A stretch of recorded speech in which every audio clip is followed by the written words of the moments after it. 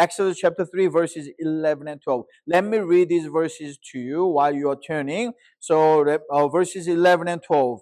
And Moses said unto God, who am I? This is a question. Who am I?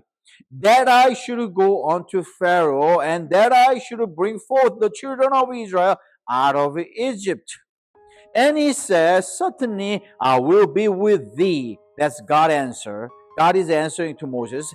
And this shall be a token unto thee, that I have sent you when thou hast brought forth the people out of Egypt.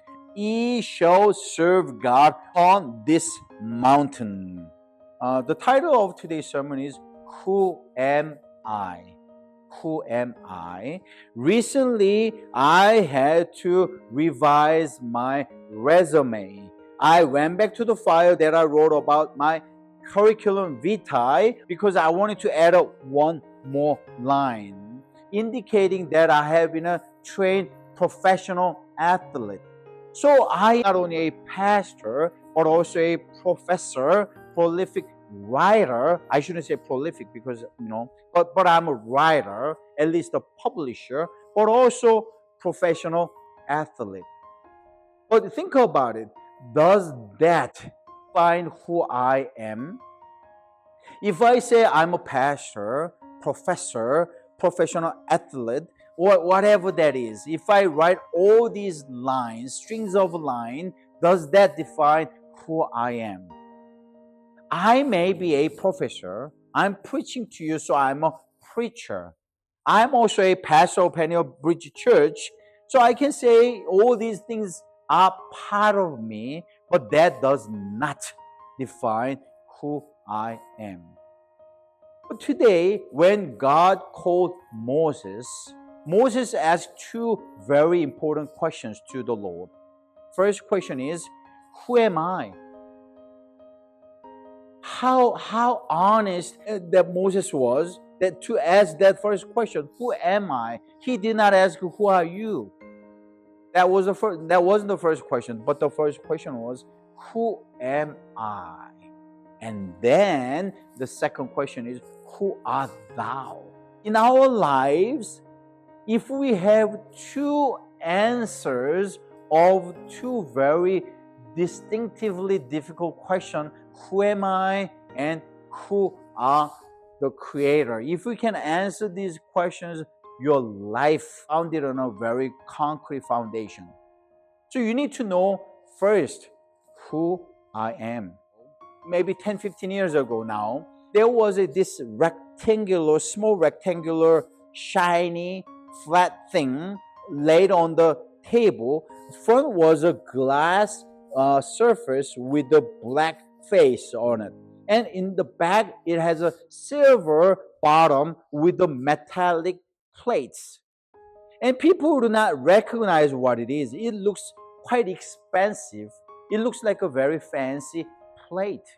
People might have thought, oh, this is some kind of fancy plate that rich people use. Maybe this is for carrying a beautiful, like luxurious teapot or something.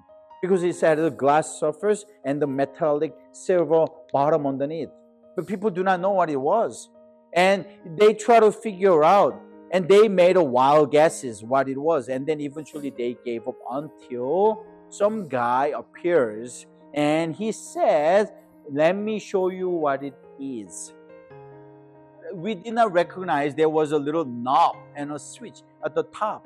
And this guy appears and he pressed this little switch at the top, and suddenly, you know what? Out of blue, this black surface, glass surface glows up, brightens up, and suddenly one white apple appears in this glass surface. People were so surprised. Wow, we thought it was just a plate. But now we realize this was a screen. And this guy who pressed that button, his name is Steve Jobs. You all know that. And he's the inventor of iPad. People ask, what is it? What is it? Nobody knew what it was until this guy defined it. He came and pressed the button and he showed all the glowing things and then lights up and then he showed how it can be used. And it will eventually replace your computers and people will be using it more often than your personal computers. And which after 15 years now, it has become more than true.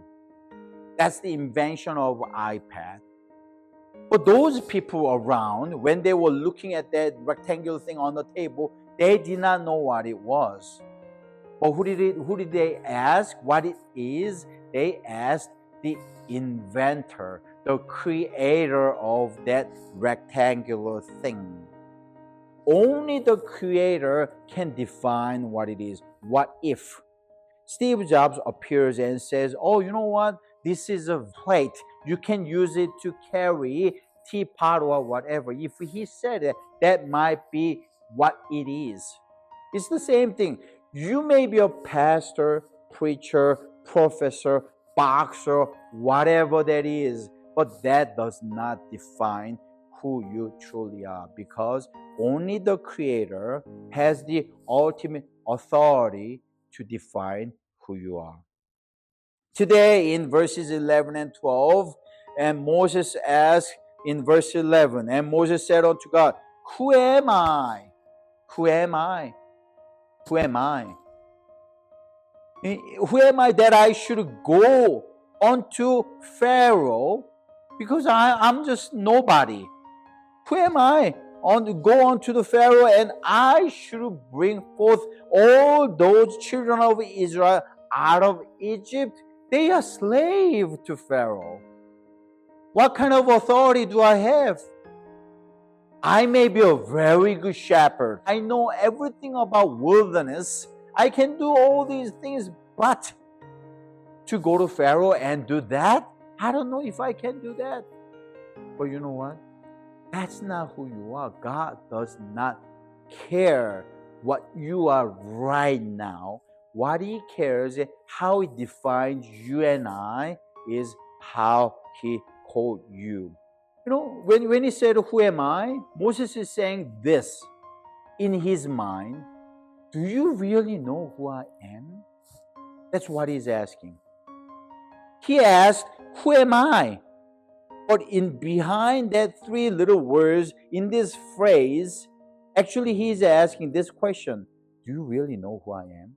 You may have forgotten, but I am a murderer. I killed someone 40 years ago. Maybe you don't remember, but I do, because I am also a fugitive. I ran away. I came all this way hiding from those people because they will try to kill me. You know, you probably do not remember. And not only that, I am abandoned. By who? By the people that I love, by the people that I try to protect. Israelites, they were the people that I try to fight for. 40 years ago, I was trying to save them. I was in their side. But they abandoned me. But are you serious? Are you sure you want me to go back? You probably do not know. And not only that, I am old. I am now 80 years old. When I was 40 years old, I felt like I was already in the age. I wasn't 20 years old back then, but I was already 40 years old. Even back then, if you have called me, I might have a chance. But now, I am 80 years old. What do you think? Do you think I can do all that? That's behind the question, who am I? Not only that, you know what he is saying when he is asking, who am I? He is also thinking, do you really know who they are? You know, you think about Pharaoh. Pharaoh might hate me. Pharaoh eventually found out that I have nothing to do with the Egyptians. I'm also I deserve to be a slave. So I was raised as a prince of Egypt for 40 years. But now Pharaoh knows the truth, that who I am. And also, I now go back to Egypt and bring out the people of Israel, but I marry to a pagan woman. I think about it. Maybe I shouldn't have married. If I wanted to be a leader of Israelites, I should be married to a God's people, because it's not a little thing to God's people. It's something they should never ever do. People don't realize, but you really have to think about it. If someone wants to be a leader of Israel, one thing shouldn't be any compromisable at all. That is that you have to marry to another Israelite. Think about Abraham. His son Isaac, he could have married with every rich and wealthy and beautiful lady in his region, but he sent his servant all the way back to his father's land. Why? Because his son has to marry to a God's people. That's how important it is. But now Moses married to a pagan woman. Not only that, his father-in-law Jethro was you know what he was? Priest of the Midianite. That means he is an official worshiping servant of the pagan god, and I am son-in-law of Jethro. So I'm asking God, do you really know all the consequences of what you are asking when you tell me to do something? That's why Moses was saying, you got the wrong person. Lastly, when you were asking, who am I? He was also saying angrily against God. He was still agitating against God and saying, if you were going to call me, if you were going to do that, why haven't you done it 40 years ago before I commit murder? When I was a prince of Egypt, before I ran away, before I married to a pagan woman, before I became a son-in-law of a pagan priest, why haven't you done that all those times ago? And now I'm old, I am weak, I don't have power, I don't even speak Hebrew. But why? That's what he was asking. My brothers and sisters, whenever we are called by God, we ask the same question. Every single day, you feel led to be called by God to do something mighty for the Lord. But every time when you feel that calling, you become so hesitant. Why? Because of many reasons. Because I'm old, I'm weak, I'm poor, I don't have education, I'm married to the wrong person, and it's too late.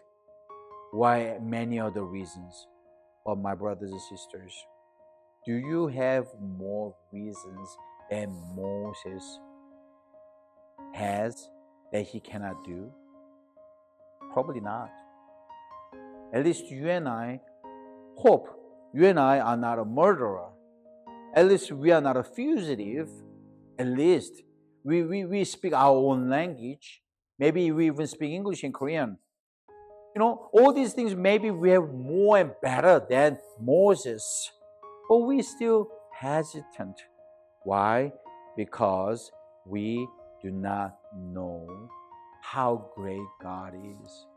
We think of ourselves, when God called us, we think of ourselves, we have to do something. But what God wants us to do is to give ourselves before the Lord so God can use us.